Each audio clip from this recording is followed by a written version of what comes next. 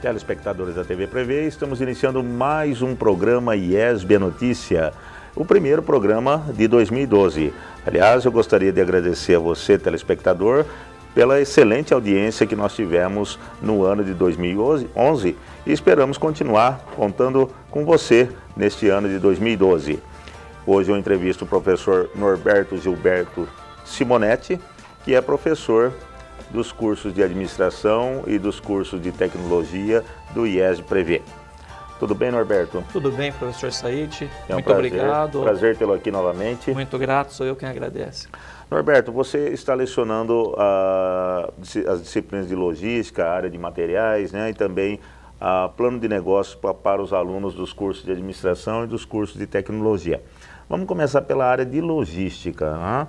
Aqui para a nossa região, Norberto, como que você vê a logística como um todo, né, e o que precisa ser feito para melhorar, certo, os chamados aí canais de distribuição, né, na região de Bauru? Professor, Bauru geograficamente é uma cidade muito bem localizada, no centro, no noroeste do estado, possui um bom reentroncamento rodoviário. Perdemos muito em relação a anos atrás do modal ferroviário, mas é uma região de potencial. Tem o Rio Tietê, com o porto intermodal de Pederneiras, que também está sendo utilizado, mas de uma forma acanhada, de certa forma. Tem potencial para ser mais explorado, né? Então, é uma cidade, sobretudo, de muito potencial. A presença agora do aeroporto internacional aqui entre Bauru e Arealva dá mais potencialidade para a nossa região, mais potencialidade para essa área de logística, né? Mas você, Norberto, que é consultor de várias empresas aqui em Bauru região, diga para nós, o empresariado, ele ressente ainda, vamos dizer, dessa questão da logística, quer dizer, tem muita dificuldade ainda? Essa é uma questão difícil de responder. Há empresários que já têm consciência que a logística é o grande diferencial, é o grande instrumento para ele poder se diferenciar no mercado. E outros já acham que não, que a logística é mais uma área de apoio e continua sendo uma área de apoio, né? Então, o que eu quero dizer com isso é o seguinte: essa história assim de aumentar a produtividade, diminuir o desperdício, fazer com qualidade, isso já não vem mais diferenciando uma empresa do seu concorrente. Isso é o que nós chamamos de lição de casa. Você deveria estar fazendo isso já há muito tempo. E os diferenciais competitivos em relação aos seus concorrentes, você vai buscar justamente na logística, no atendimento ao cliente, além das fronteiras da empresa. Então, é na entrega que você vai fazer para o cliente, é a forma de comercialização, é você saber comprar bem, não só não desperdiçar, mas principalmente saber comprar bem. E a logística é essa área da administração que trabalha desde a origem da matéria-prima até entregar o produto ou o serviço para o consumidor final. Então, hoje em dia, a importância da logística em relação às outras áreas de uma empresa é muito grande, né? Particularmente ela e o marketing são as responsáveis para criar realmente diferenciais competitivos para a empresa. Então, quer dizer que hoje é uma empresa que atua com logística, de uma logística adequada, é claro, ela está em termos estratégicos à frente das demais empresas. Não tenha dúvida. Eu vou falar para o senhor assim, só na questão da logística de distribuição, o que vem a ser de logística de distribuição? É a parte de armazenagem do produto acabado na empresa, mais a entrega, o transporte até o cliente. E formas de comercialização entre a empresa e os clientes. Só esse tipo de logística de distribuição, porque ainda tem a logística de suprimentos, que é a parte de compras, só esta chega a representar 30% do faturamento de uma empresa. Então, o potencial de ganho na logística é muito forte. Então, em termos de logística, Norberto, nós temos, você comentou, a de suprimentos, né? Isso. E a de distribuição, são dois ramos ou tem mais? Isso. A logística, como uma ciência, como uma área administrativa, é muito recente, data aí da meados do século passado, 1940, 1950. E muitas terminologias ainda são assim, estão muito em dúvida, até mesmo para os estudiosos. Mas a logística fala assim, comenta-se que a logística, conceitua-se que a logística empresarial, ou simplesmente logística, é aquela área da empresa onde negocia com os fornecedores imediatos e com os distribuidores também imediatos, né? Mas da empresa até os seus consumidores finais, os seus clientes, ali chama-se um canal de distribuição ou logística de distribuição. E do outro lado, da empresa para os seus fornecedores, chama-se de logísticas de suprimento ou gestão de suprimentos. E toda essa cadeia, do ponto de vista desde a origem da matéria-prima até o consumidor final, nós chamamos de gerenciamento da cadeia de suprimentos. Né? Porque em todo estágio, existe o suprimento de alguma coisa para alguém. Né? Então, na questão do atendimento, vamos entrar já no atendimento, do lado da distribuição. Exatamente. Já, né, Norberto? Nós temos problemas sérios de atendimento na nossa região, vamos dizer assim, né? Aqui no nosso comércio. Como que os empresários poderiam melhorar isso? E o que isso afeta o negócio do empresário, Norberto? Atender bem ao cliente, reconhecer no cliente o dono da empresa é um fator primordial, é uma condição sine qua non para se manter vivo no mercado de trabalho. Então, antigamente, 50, 60 anos atrás, a empresa definia o que ela ia fazer, o que ela ia fabricar, gostando ou não o cliente. Hoje isso mudou em 180 graus. Quem determina o que quer, o que faz, do jeito que quer, é o cliente e a empresa obedece. É imprescindível que qualquer organização, qualquer empresa, independentemente do ramo de atividade, do porte que tenha, reconheça no cliente o dono da empresa, a razão de ser da empresa. Sem cliente, não tem empresa alguma. Mas isso é uma cultura difícil de inserir até na questão do quadro de pessoal de uma empresa, né, Norberto? Porque, veja bem, muitas vezes o empresário tem até esse objetivo, né? E tem até esse raciocínio de que o cliente é o que mais importa, vamos dizer assim, né? Mas os funcionários não. Como que isso pode ser trabalhado dentro da organização? Bom. Tudo isso parte com a mudança de cultura organizacional dos proprietários, da alta administração. E esta cultura organizacional, esse novo jeito de ser, esse novo jeito de enxergar e de atender os clientes, deve ser desdobrada, deve ser divulgada até chão de fábrica, para que todos realmente enxerguem no cliente a importância que ele tem. Isso é uma coisa que leva tempo, que exige muito treinamento, isso é mudança de comportamento, né? Então, as empresas atualmente investem milhões de reais em treinamento para que efetivamente todos os colaboradores de uma empresa, sejam eles próprios ou terceiros, identifiquem esses valores da empresa e principalmente o valor do cliente, né? Eu tenho observado o seguinte, Norberto, ultimamente nas empresas, nessa questão ainda do atendimento, né? Que para a equipe pouco importa, e até para muitos empresários, né, pouco importa, ou seja, passamos por um estágio já onde o cliente era muito importante, e hoje, como a demanda está muito aquecida, então para ele pouco importa se A, B ou C vai comprar. Se não comprar, D, E compra. Certo? Esse raciocínio está correto? Não, isso é um raciocínio incorreto, perigoso e de grande ameaça para o empresário. Porque hoje nós temos vacas gordas. Exatamente. Mas amanhã... Exatamente essa é a ideia. Se hoje eu estou numa condição favorável, eu preciso começar a enxergar um pouquinho mais diante e enxergar esse cenário amanhã. E se amanhã o cenário econômico não for o mesmo? Eu terei privilégio dos meus clientes, os clientes irão preferir a mim ao meu concorrente. Que diferenciais competitivos eu trago comigo em relação aos meus clientes? São perguntas que devem ser entendidas, analisadas, estudadas por todos os empresários.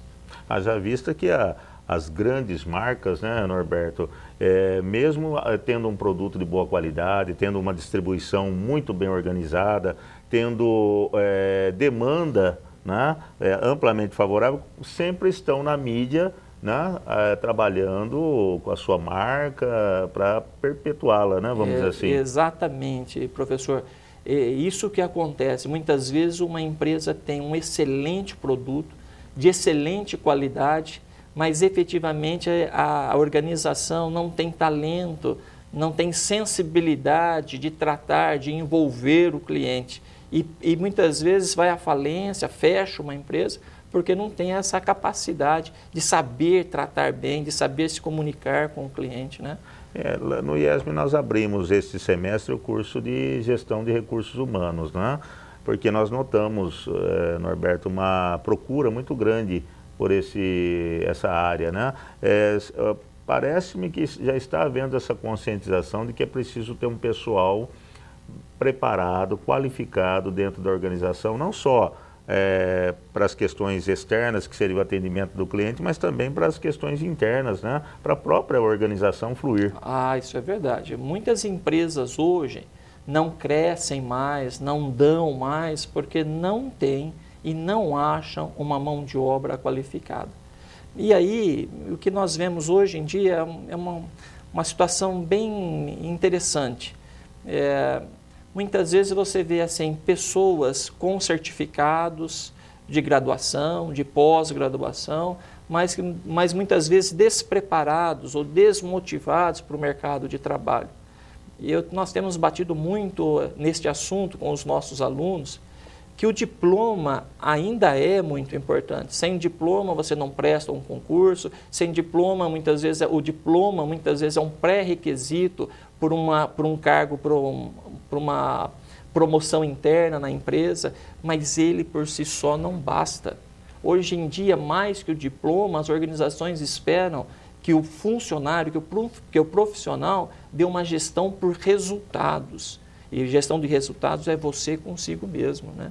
Eu fiquei até espantado ao abrir o jornal, um dos jornais locais aqui, e ver a quantidade de anúncios, né?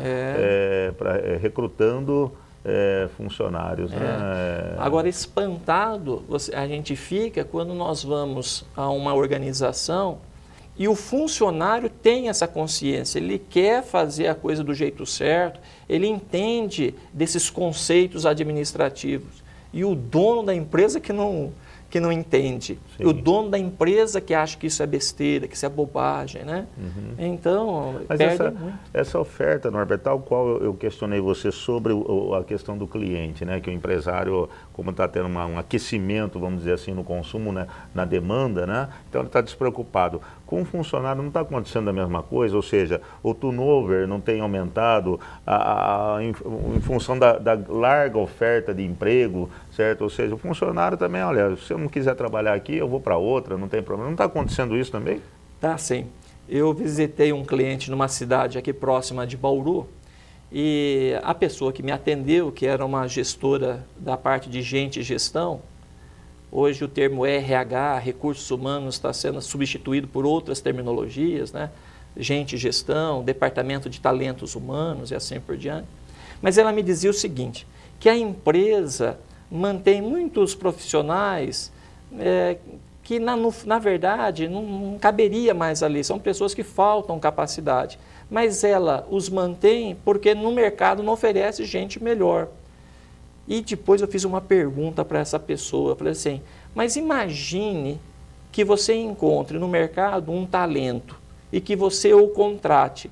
Você tem um plano, um programa de retenção para esse talento? E a entrevistada ficou quieta, né? Um plano de carreira. Você tem um plano de carreira. O que você pode oferecer para essa pessoa além do salário que nos motiva, que nos faz trabalhar, mas o que mais que você pode oferecer que possa vir a te garantir que ele permaneça aqui no ambiente de trabalho, que diminua o seu turnover ou a sua rotatividade de funcionário, né? E as empresas não têm. Não, eu estou procurando um talento. Aí eu contrato, ele entra e trabalha. E pronto. Não vê perspectiva. Pronto, também. aí fica, Léo, como é que negócio é esse? O talento não vê a perspectiva e sai, vai procurar outra empresa, né? As empresas precisam reconhecer que a sua marca e os seus a sua gente são as duas maiores riquezas de uma empresa. E se são essas riquezas, você não pode deixar num canto qualquer, não, tá ali, essa coisa é minha. Tem que ser olhado, tem que ser tratado, tem que ser pensado. Trabalhado, né? Trabalhado, essas coisas todas, né? Não é só assim, não tenho talento. Mas e se você conseguisse? Qual é o seu diferencial para retê-lo aqui? Qual é o seu programa de retenção de talentos? As empresas não têm. E se ele está ainda na linha de frente, né, Norberto, pior ainda, porque desmotivado, né, ele vai atender mal o cliente, né? Imagine a seguinte situação, um funcionário recém-contratado, cheio de gás, cheio de energia, cheio de vontade, de motivação, querendo fazer o mundos e os fundos, e os donos da empresa falam assim, não quero que você faça nada, você só ficou contratado só para fazer só isso daí. E a pessoa pode dar muito mais que isso daí, né? Uhum. Isso se vê com muita frequência. Certo. Isso é uma pena, não? Mas isso seria pelo tipo de organização na qual as empresas ainda se baseiam, que é aquela organização rígida, né, de cargos, funções, ainda acontece muito isso, né, Norberto? Daí a razão de cercear o talento, né? Falar, não, olha, você foi contratado para tal função. Ou também por conta, gostaria que você comentasse, não é por conta da legislação trabalhista, porque às vezes a pessoa está ali na função dela, quer até exercer outra função, mas a legislação não permite, porque é desvio de função. Não vejo tanto por este problema, professor Said. Eu vejo mais assim, também neste assunto, muitas vezes o gestor, o gerente, o coordenador do departamento de gente e gestão, também muitas vezes é uma pessoa sem criatividade, sem capacidade de estar lá e fazer um programa para retenção de talentos. Tudo isso que eu estou conversando com o senhor, muitas vezes você faz a custo zero.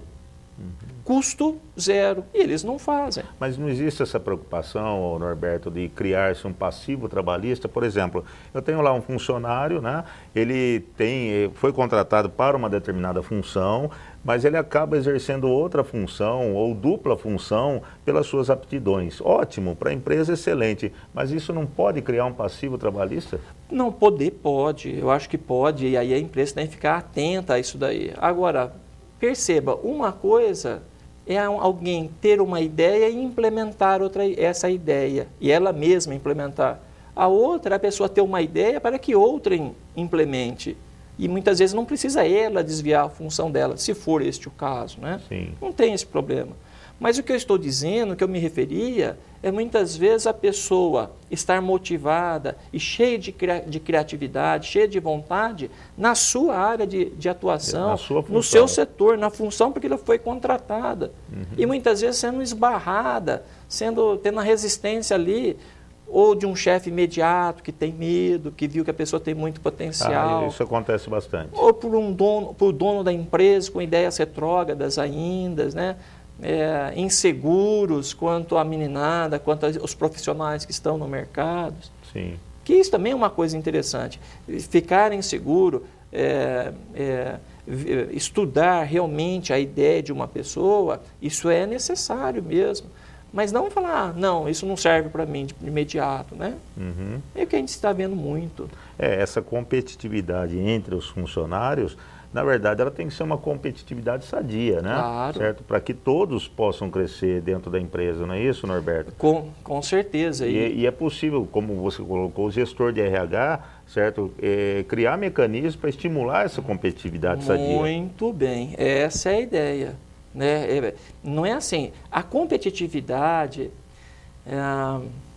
e todos os problemas inerentes dela acontecem em qualquer empresa. Isso está no ser humano, não está na empresa, né? Mas há diversas dinâmicas, há diversas condutas que se pode fazer para evitar isso daí. Vou dar um exemplo bem simples. Eu trabalhei numa empresa onde a empresa não permitia jogo de futebol entre um time de um setor e um time de outro. Não existia, não podia ter essa rivalidade.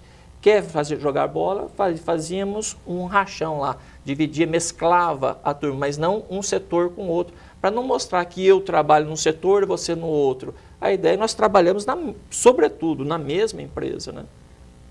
Isso, psicologicamente, é muito interessante. Sim. Né? Agora, Norberto, a questão da logística e mesmo a questão de pessoal, né?